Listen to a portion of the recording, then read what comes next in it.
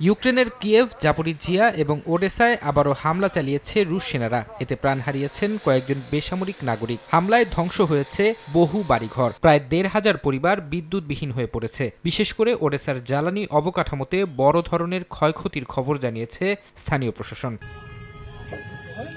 চুপ করে নেই ইউক্রেনীয় সেনারাও। বুধবার রাশিয়ার দক্ষিণাঞ্চলে ড্রোন হামলা চালায় তারা। এতে কয়েকজন আহত হন। হামলায় একটি বহুতল আবাসিক ভবনে আগুন লেগে যায়। রুশ প্রতিরক্ষা মন্ত্রণালয় জানিয়েছে রাতভর তারা অর্ধশতাধিক ড্রোন ভূপাতিত করেছে। ইউক্রেনীয় ড্রোন হামলার আশঙ্কায় দক্ষিণাঞ্চলের কয়েকটি বিমানবন্দরের বিমান চলাচল সাময়িকভাবে বন্ধ ছিল। এমন পরিস্থিতিতে বুধবার মার্কিন বিশেষ দূত স্টিভ উইটকফ ইউক্রেনীয় প্রতিনিধিদের সাথে বৈঠক করেছেন। আলোচনার কেন্দ্রে ছিল মার্কিন নেতৃত্বাধীন ২০ দফার শান্তি পরিকল্পনা এবং সবচেয়ে জটিল ইস্যু ভূখণ্ড সংক্রান্ত সমঝোতা। বৃহস্পতিবার রুশ প্রেসিডেন্ট ভ্লাদিমির পুতিনের সঙ্গেও মার্কিন প্রতিনিধিদের বৈঠকের কথা রয়েছে।